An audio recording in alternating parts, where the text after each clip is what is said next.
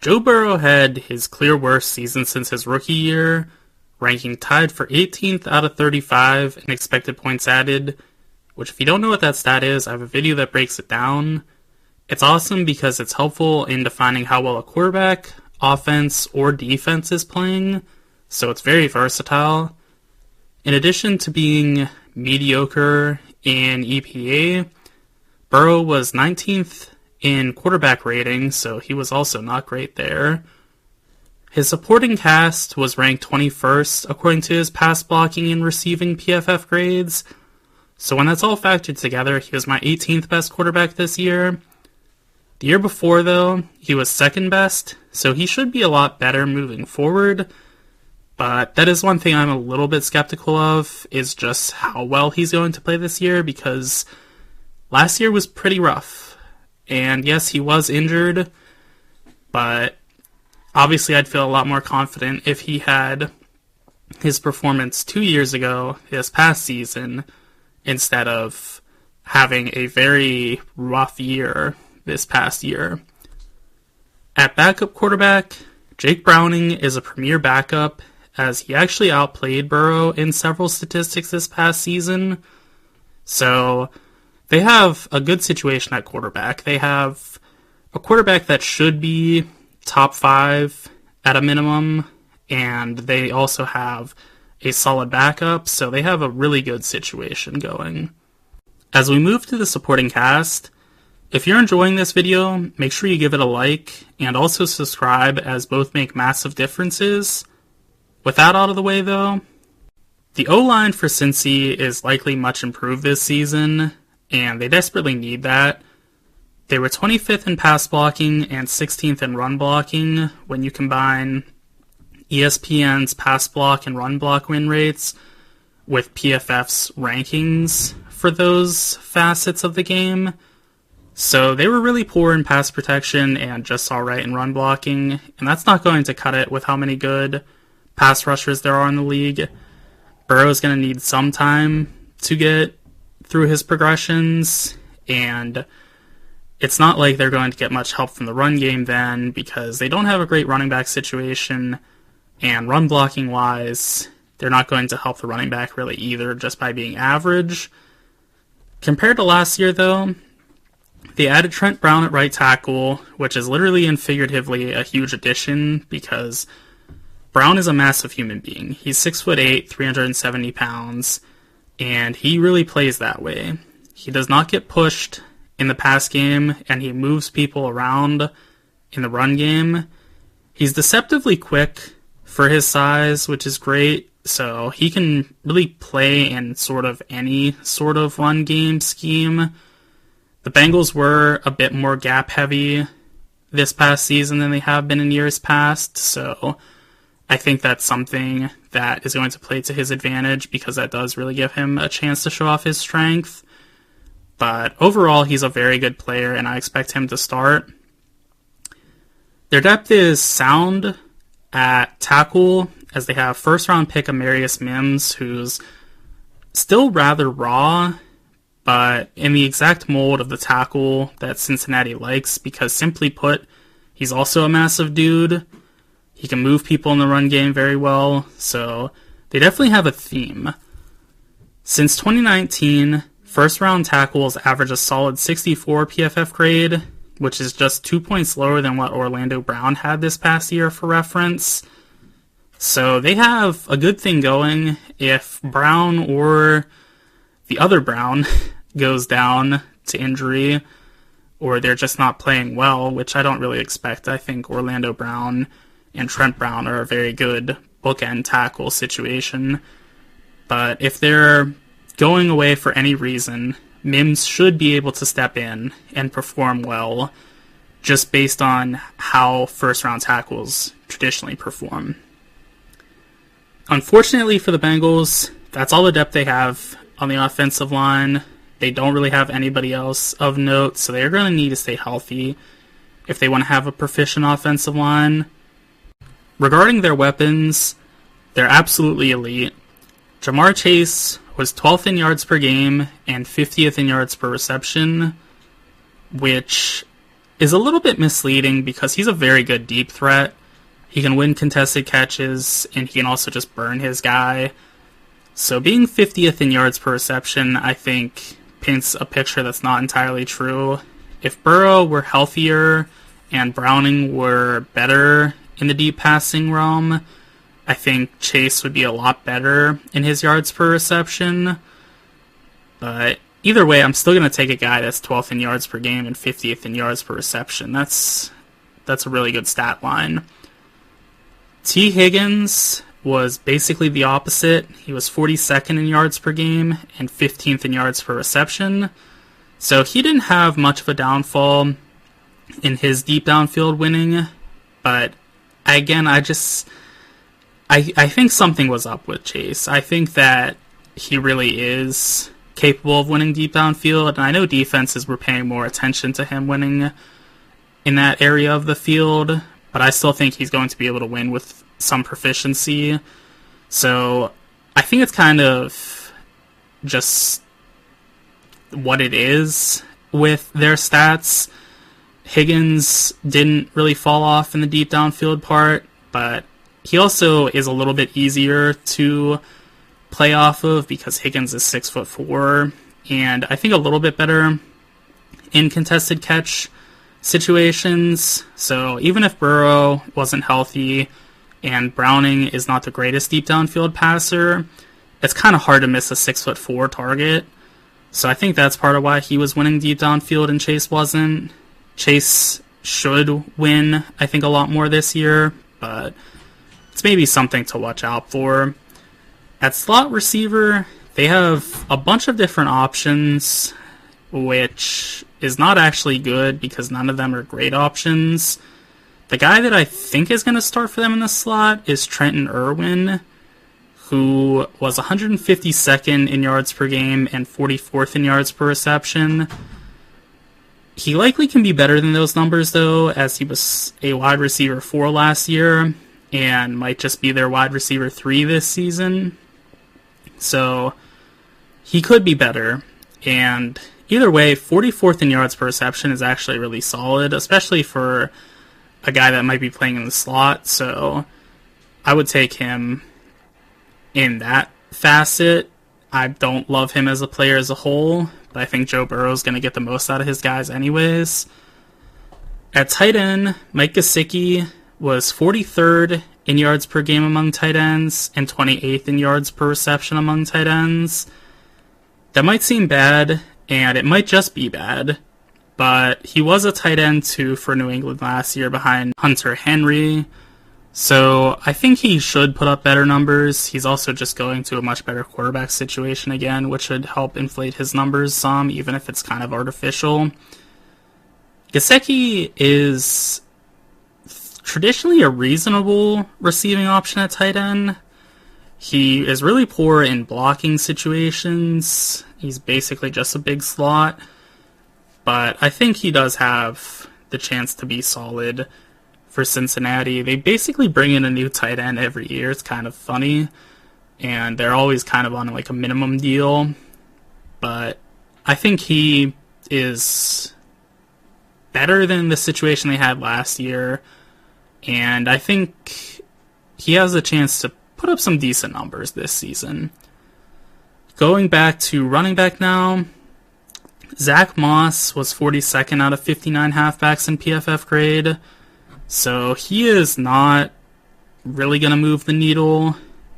Basically, no running backs do.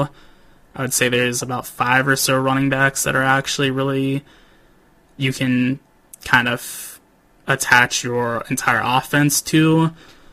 But Moss is kind of a forgettable option. He's not really particularly good at any aspect of the game. But with the weapons they do have on the outside, that's alright. Depth-wise, Jermaine Burton was their 3rd round pick this year, which likely means he can contribute early, as since 2019, rookie 3rd round wide receivers average a 65 PFF grade, which is good for 68 out of 102 wide receivers. So that would be pretty solid. He might be a guy they go to down the line. And Drew Sample is a good tight end too also. So they do have some depth. Not the greatest depth, but you could do worse. Also, somebody to keep an eye on is their possible slot, Andre Losavis. I definitely mispronounced one of his names there, but I tried my best. That's got to count for something. He is a massive slot at 6'3", 212 pounds. He has some really good speed, though, for a 40 time of 4.43. Struggling with my words a bit there. But that's a lot of fours in one sentence. He is very interesting because that makes a really huge receiving room with Chase being the small guy at 6 foot tall, which I would take all day. That's a lot of good targets. But he's somebody to watch out for as possibly being their slot if Irwin doesn't pan out. Shifting to the defense now. At cornerback, the Bengals are very up and down. Cam Taylor-Britt ranked 62nd out of 127 corners in PFF grade, so basically dead average, which is actually a really solid thing for a defensive back. If you have 3 average corners, you're going to have a fine defensive back room, because, assuming the safeties are good as well, because there's nobody to target. And you're really as good as your weakest link on the defensive back side of things. But unfortunately for them, they have some weak links beyond him. Britt struggles to defend the run, which is fine. A corner is not really tasked with defending the run all that much. But he is a solid cover corner, which, if you're going to be good at one thing, I'll take that any day of the week. Next is Dax Hill, who is pretty exciting, albeit he has not played well in his career to this point in his 2 years of play. He's moving to cornerback from safety. He was drafted as a sort of do-it-all player, capable of basically playing any defensive back position. He was graded 90th out of 95 safeties this past season, so he definitely hasn't shown much to this point. He didn't have a ranking in his rookie year because he didn't play enough snaps. But the thing about him is he can defend the run at a very high level, which I know I said doesn't matter much for a cornerback, but it's nice to have. It's better to be good at something than it is to be poor at it. And he could be improved at cornerback. He has the makings of a good defensive back because he's very athletic, and he has the build of a corner, basically a prototypical one. So that is nice. He could be something. I'm not banking on it, but if they're going to have a good defensive back core this year, it's going to be likely because Dax Hill plays well for them, and I think he definitely still does have the potential for it. I'm not counting on it necessarily. Someone I am counting on, though, is Mike Hilton, their nickel. He was ranked 18th out of all cornerbacks, which is exceptional, obviously. He is solid against the run and is very good in coverage, too. He can also blitz a bit when offense fail to account for him. So he is very nice in every which way. At safety, they're pretty good. Geno Stone is definitely the star of the show. He ranked 25th out of 95 in PFF grade. He's great in coverage, and he flat out sucks in run defense. But that is to say, he remains a very good player. At safety, run defense does matter a good bit, but at the end of the day, the pass coverage is what matters more, and he is exceptional at that. So I think that's okay. I think Lou Anarumo will put him in situations to succeed. I don't think he's going to be making him play in the box and really show off just how poor he is against the run, because when I say he's bad, I mean he's really bad. Like, a lot of times you don't notice poor run defending safeties.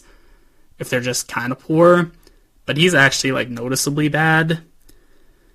Either way though, Stone, he can play anywhere, and he's played 100 plus snaps at nickel corner, in the box, and free safety. I just don't want to see him pass with much run defense, so I don't really want to see him at the nickel or in the box too much. I think he's going to be best as like a deep safety. Another solid safety for them though is Von Bell, who was graded 61st according to PFF. He's good in coverage and struggles against the run too, but overall you could do a lot worse than their safeties, especially because their defensive back depth is very nice in that regard. Jordan Battle is an elite safety 3. In fact, he ranked 8th in PFF grade, so he could be a starter by the end of the year possibly if Von Bell is not playing up to snuff. And their last part of their depth for the defensive back core is DJ Turner, who was graded 109th out of 127 by PFF. He has all the athleticism in the world as he ran a 4.26 40, but he really struggled to cover in his rookie year, which isn't the end of the world because a lot of cornerbacks do struggle year one. But again, I'm not really going to count on you if you weren't good in the past season, so I'm not counting on him being good, but it would be nice if he does tap into that athletic ability and plays at a high level. As we move forward now to the defensive line, the Bengals are pretty strong. Trey Hendrickson finished 10th out of 122 in edge pressures. He's a big boy at 270 pounds, but he actually struggles a fair amount as a run defender, which is a bit odd most of the time. Big edges can kick butt in the run defense game, but not Hendrickson.